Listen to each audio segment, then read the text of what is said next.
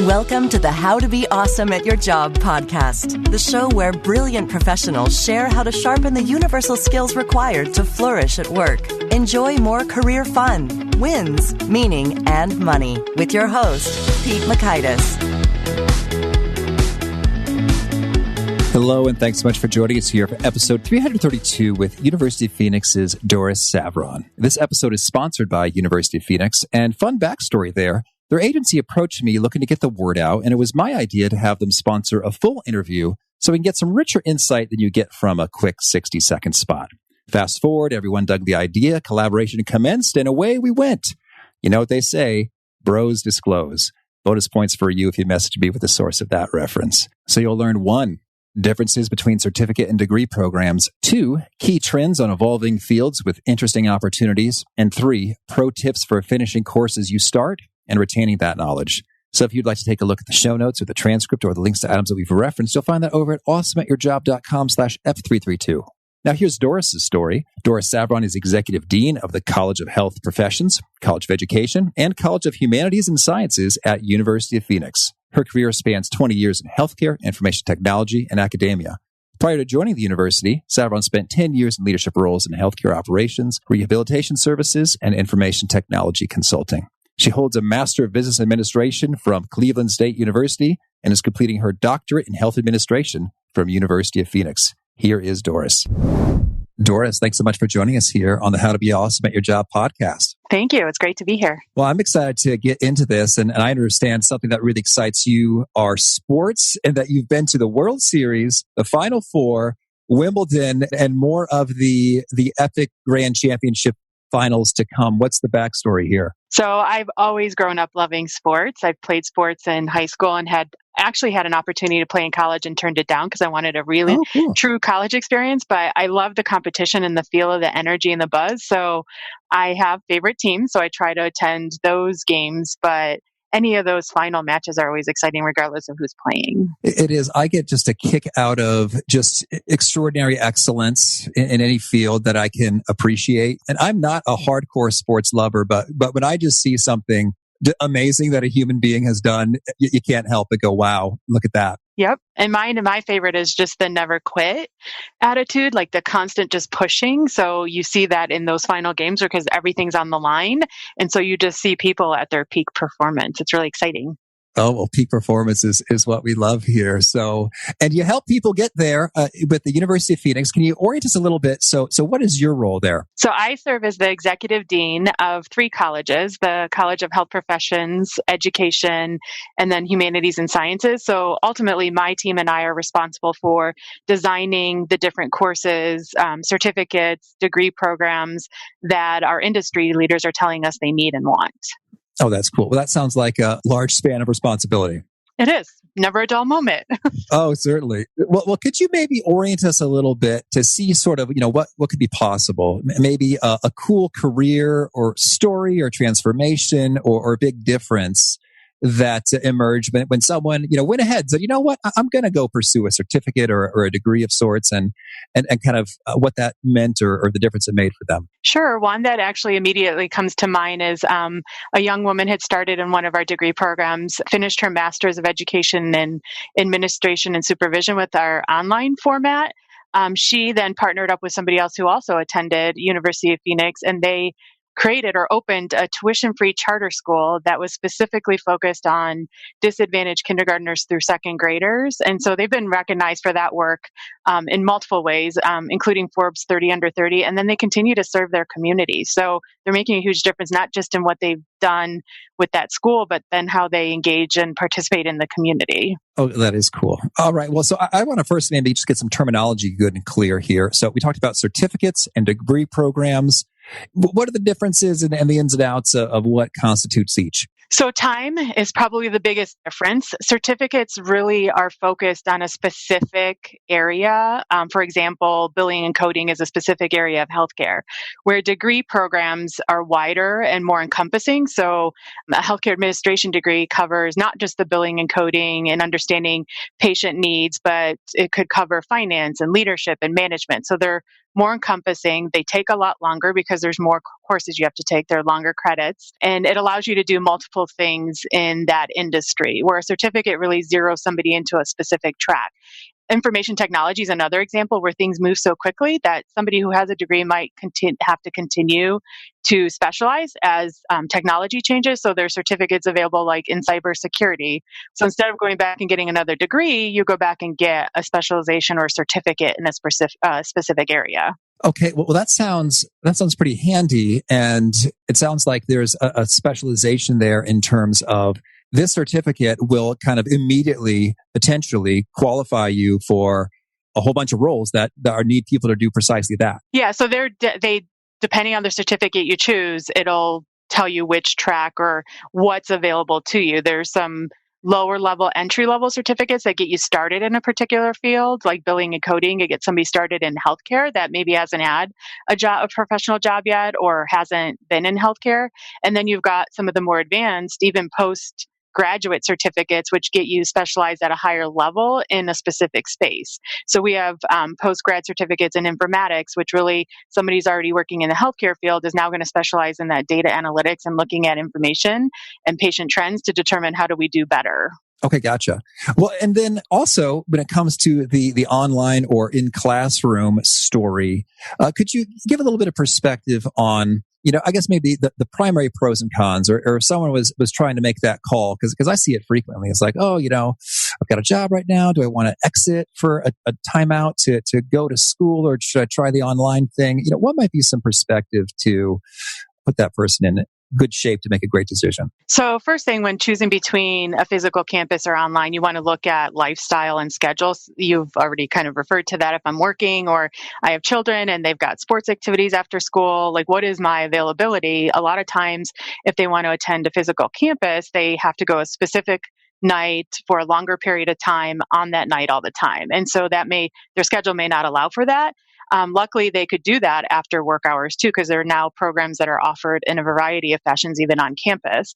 But online allows you to do it from any location as long as you have an internet connection and a device that allows you to connect to the classroom. So you could do it at night at home when kids are in bed. You could do it on the weekends. If you travel a lot for your job, you could do it while you're waiting for a flight delay or even on the plane that has internet access. So you're turning unproductive time into productive time a lot of times in that situation. So it's really trying to understand what somebody's trying to accomplish and what their schedule is like that really dictates what's best for them in choosing between online or a campus. And are there some cons on the online side? Frankly, I've taught in both, and there's benefits to both. It's really dependent on somebody's lifestyle. Obviously, online, you have to be more prepared in creating a schedule because you don't have somebody there physically in front of you saying, hey, this is what we need.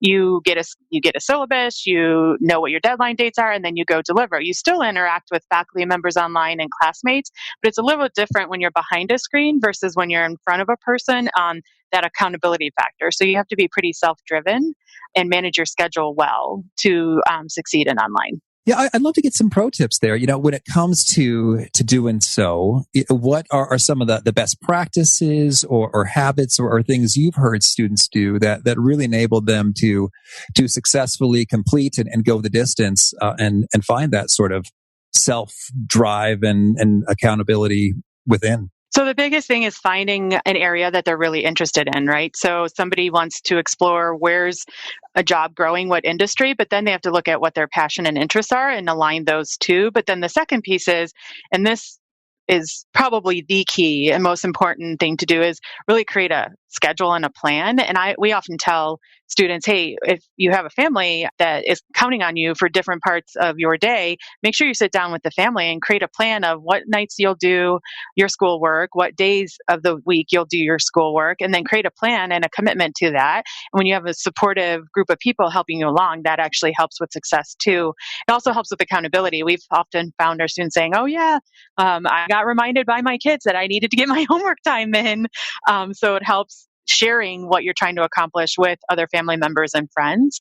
The schedule is important, not trying to do everything in one setting. We've had in some instances where somebody's trying to cram everything in on a weekend, and that becomes overwhelming because then you feel like you have no balance. So if you chunk it up and do a little bit at a time, then that leads to more success over time. And people can start to see those accomplishments. You can check something off a list, which keeps them motivated. Well, and so then and thinking about different people and their lifestyles and how things fit, I'd love to get your view in terms of you've been around, you've seen a lot of students do a lot of programs.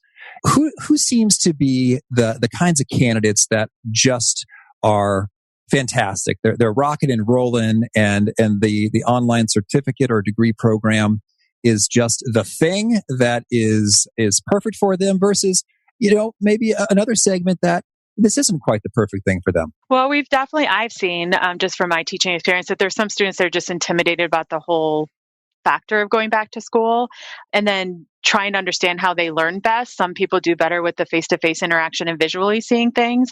But with technology today, you could also get that in an online environment. But it goes back to that. Are you committed to what you want to do? Do you know what you want to do? And then have you created the plan? So you do tend to see people that are busier and have more obligations in their work life tend to be successful online because they're already managing multiple activities and have learned how to prioritize really well. You just have some people just prefer the face-to-face interaction. And even with the technology and what's available online, still would prefer being in a classroom space with somebody just that one day a week and getting the bulk of what they need that day. And their schedule allows for it. So those individuals really do need some of that, more of that interaction. But we've seen all types of learning styles and experience levels do really well online. It's the commitment and the time and the schedule and putting the work in that really determines how successful they are. I hear you there. Well, I'm intrigued when you talk about the technology. I mean, sort of what's hip and cool and new. I remember back in my day, going back in time, I remember we had, I think it was Blackboard was the platform. And I'm thinking that's like over a decade ago. There wasn't a whole lot to it. I guess you could submit, quizzes and documents and have a little chat window. But like, what's the cutting edge cool stuff you got going these days? So there's a lot of technology that is available even outside the classroom. So we have students that work together on teams. We have space for them within the in the platform to work and engage with each other, create their profile, share pictures. But they could also use their phones and the technology they have already to FaceTime and do their meetings virtually so that they're seeing each other in real-time space. And a lot of those tools are available out there already to students based on the technology they already own. So we see them communicating outside the class quite often and trying to connect and really put that personal touch to their interactions.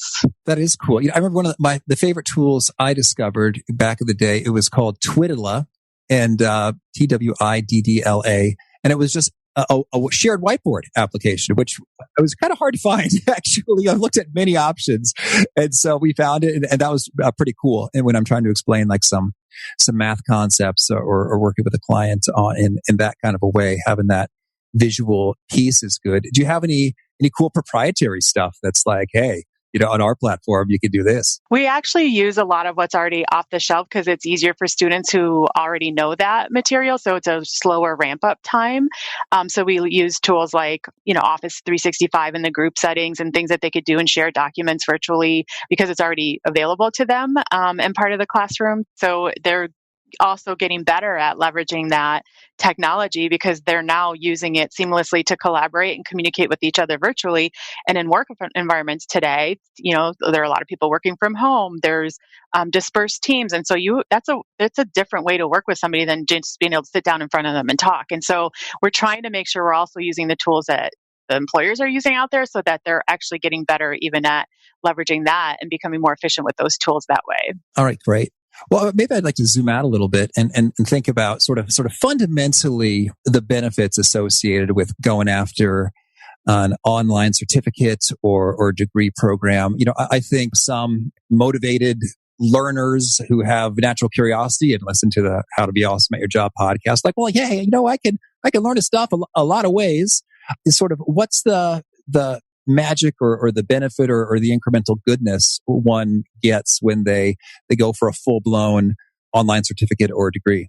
Well, we all know how much industry is changing. I mean, we looked at what's happened in healthcare over the last 3 to 5 years. Even somebody who's been in the industry 8 to 10 years finds themselves. I mean, for example, nurses never had to use technology before. Today, they actually take in all the patient information and how they engage with the patient.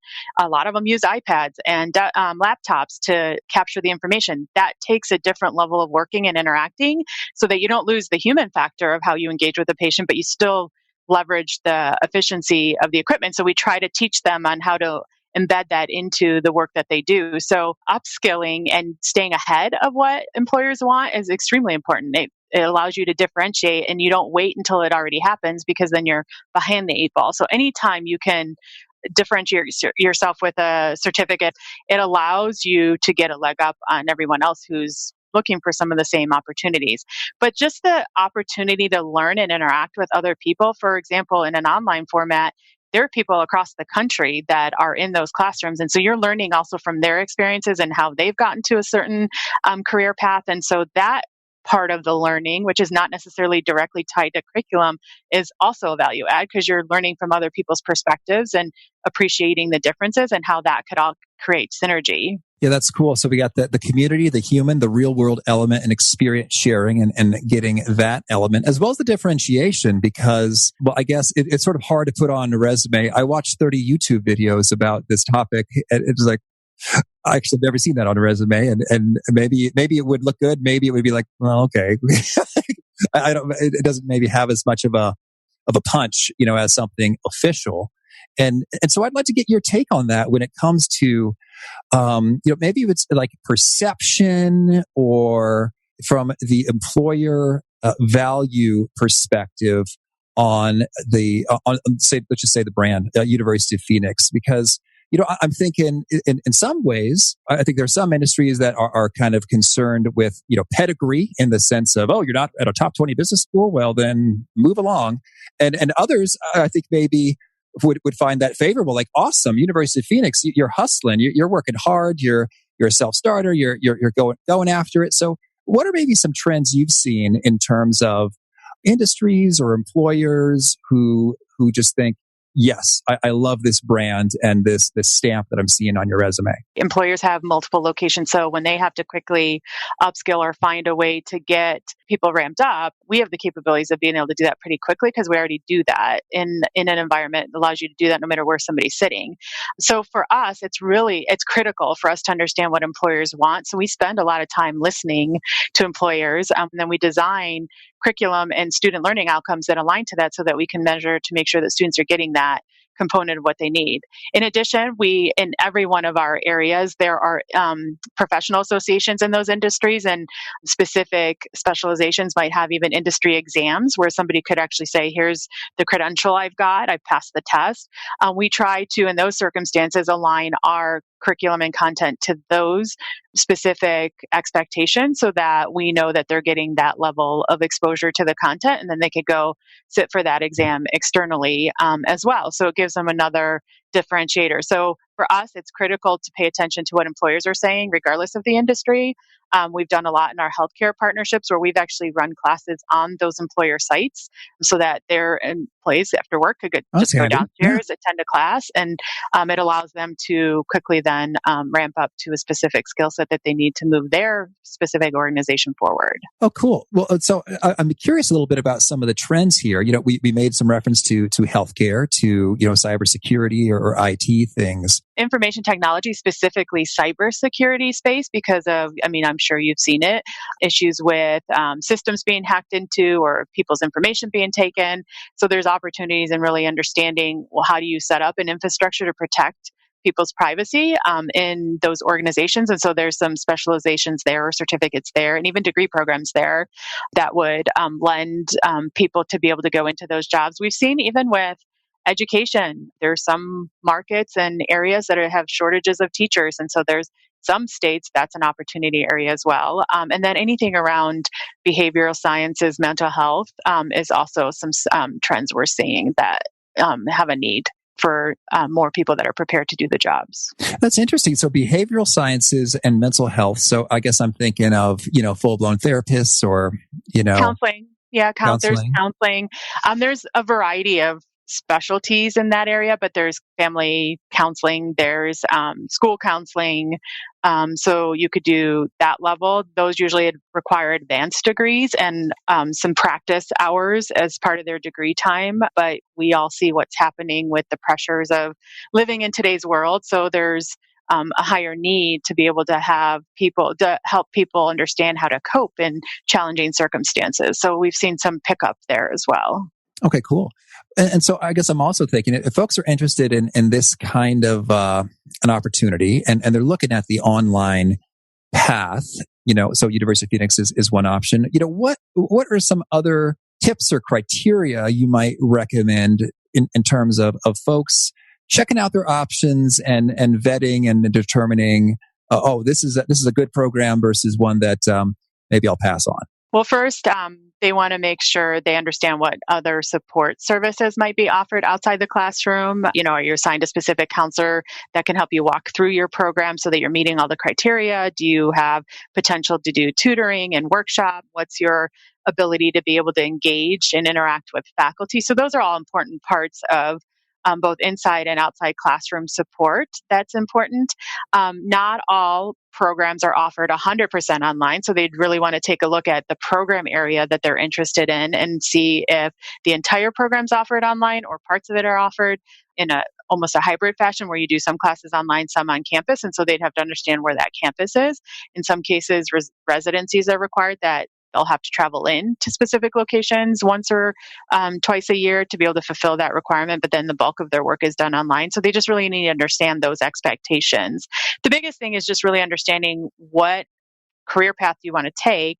What are the degrees that align to that? So then looking for those programs and then making sure that the format of how it's offered really aligns to what your schedule allows and your lifestyle allows. Now, I'm curious to hear, we talked a little bit about the importance of scheduling and good habits and whatnot to actually, do the work and make the time.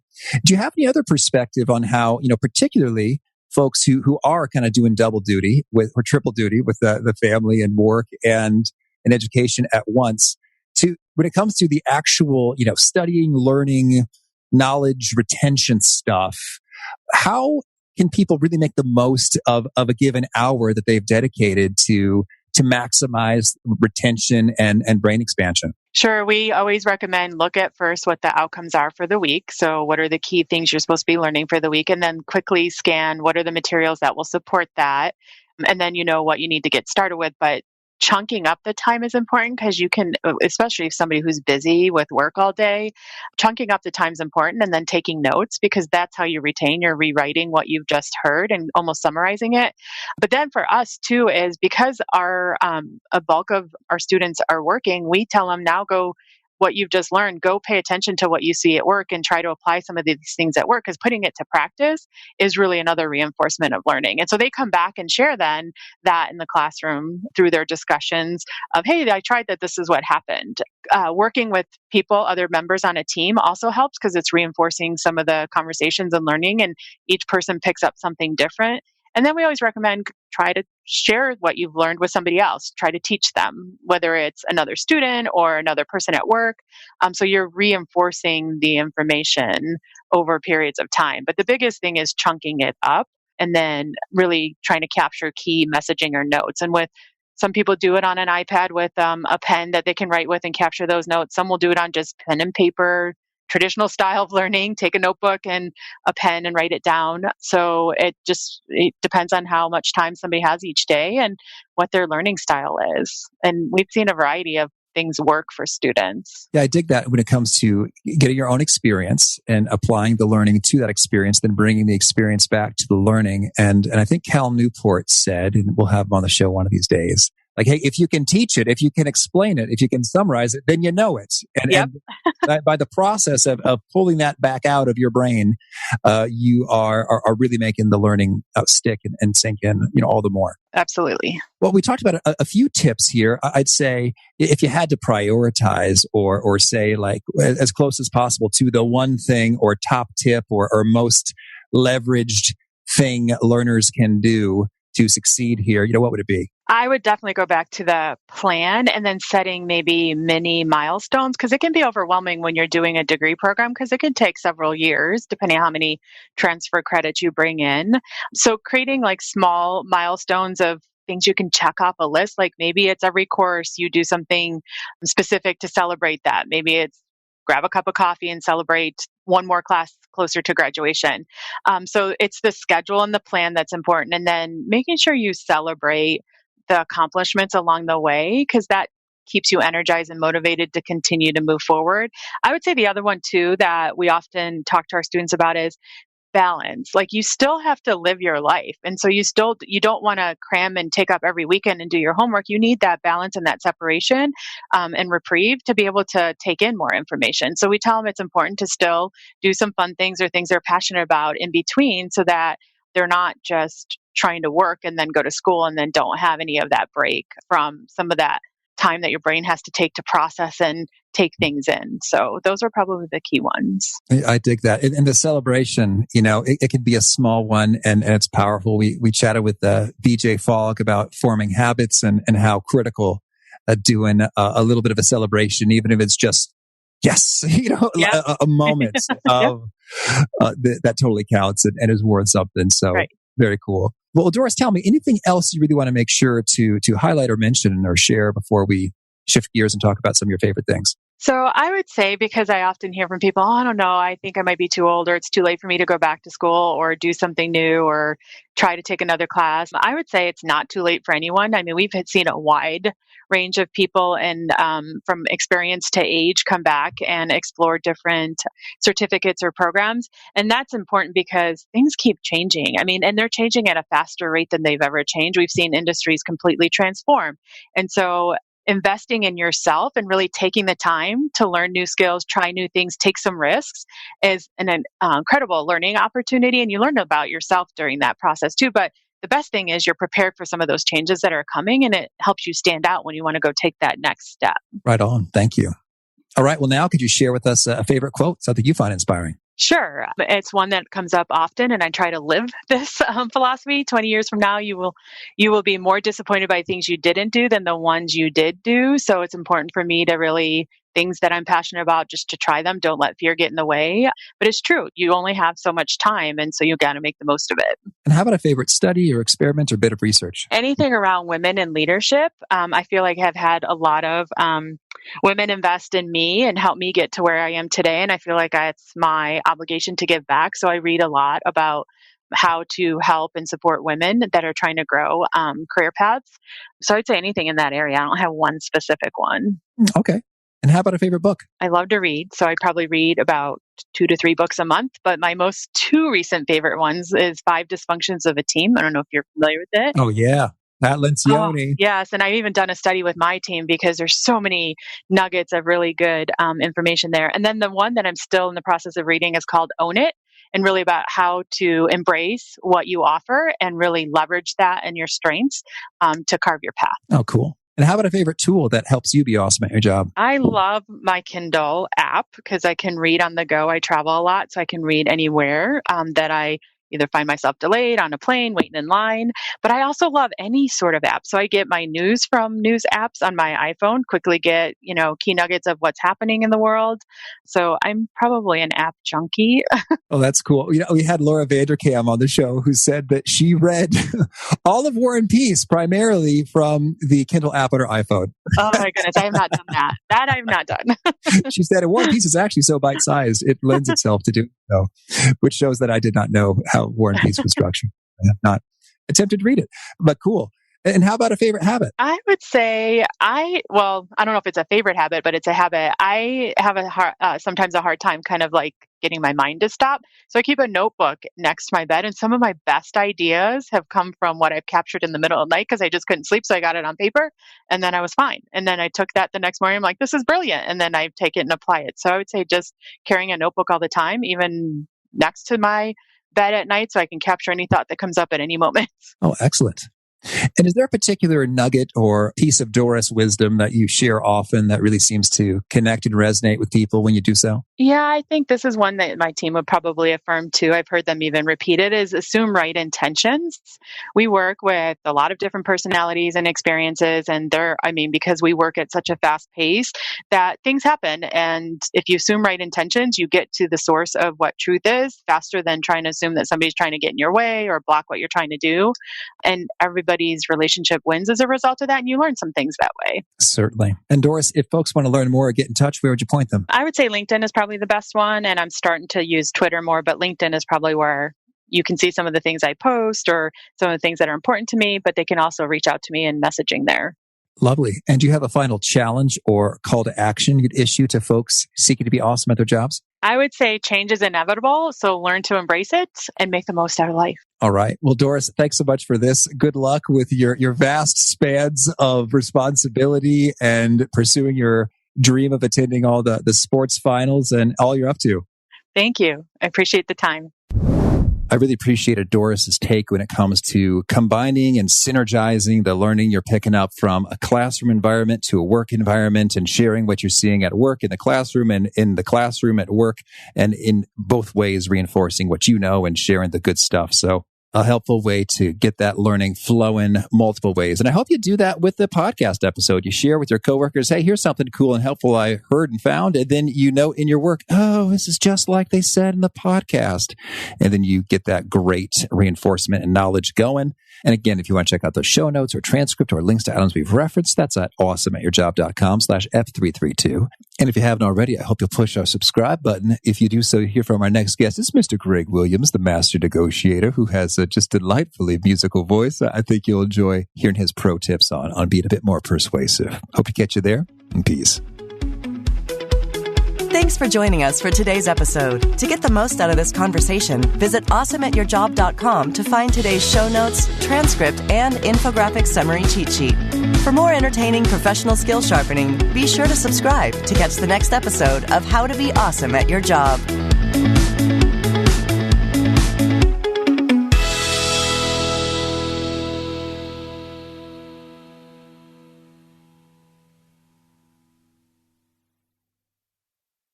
This episode is brought to you in part by Purina.